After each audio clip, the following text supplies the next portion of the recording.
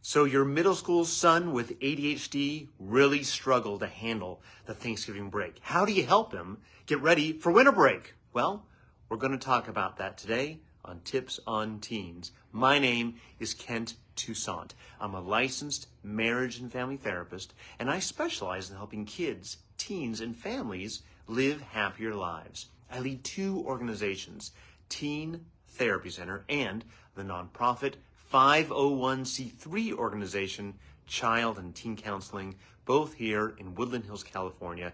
Every Wednesday at noon, I jump on to Facebook Live to answer your parenting questions. Let's answer today's.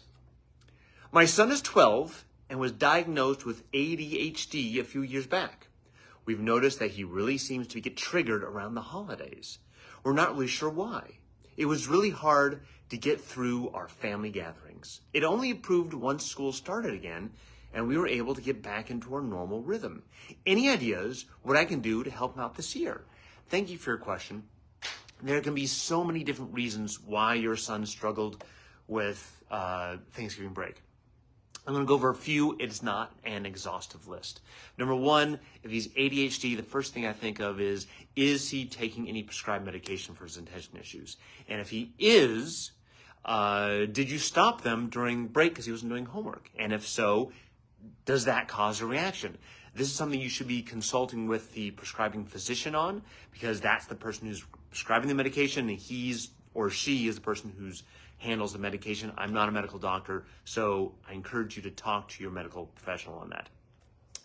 Secondly, if your son has been prescribed medication for a while, has he been reassessed lately for proper dosage, or does he need to switch up in his medication? Because sometimes kids can develop a resistance or a tolerance to some medications and may need to change from time to time. Again, this is something you should be talking to your prescribing doctor about. Whole other areas of concern. When he's out of school, is he bored and has nothing to do because he's used to being in school and used to that rhythm, used to the routine? Now he's not in the routine, he's kind of upset. Or maybe school distracts him from feeling really upset, the really deep down depression or anxiety he may be struggling with. And now that he doesn't have that distraction, is he struggling even more? Other issues are, I had a couple more in my top of my head, and of course they just, as soon as they get on Facebook, they flitter away. But there's any number of reasons why your son may be struggling. Oh, it could be other thing. Is there something about the holidays that really trigger him? Either there's something, reminds him of a past trauma, a death of a close loved one, something like that.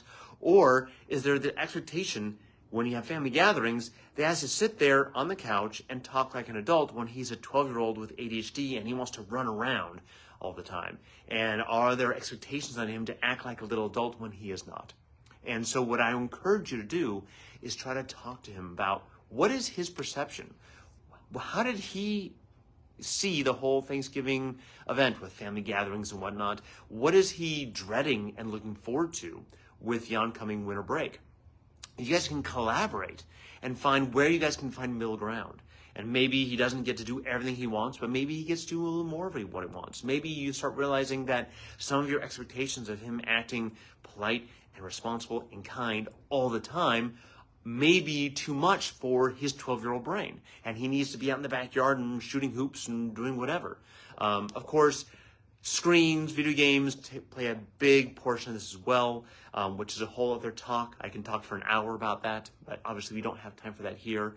But I think it's really important that you collaborate with your son on what his expectations are, measure them by your expectations, and find some middle ground so you can have an enjoyable but not perfect winter break. And again, not perfect because it's never going to be perfect. Your kid's never going to be perfect. You're never going to be perfect. And we have to learn to accept some imperfection in our lives. And hopefully we survive them. So later on we can look back at those imperfections and laugh about those fun-filled winter breaks. Anyways, that's your question for today.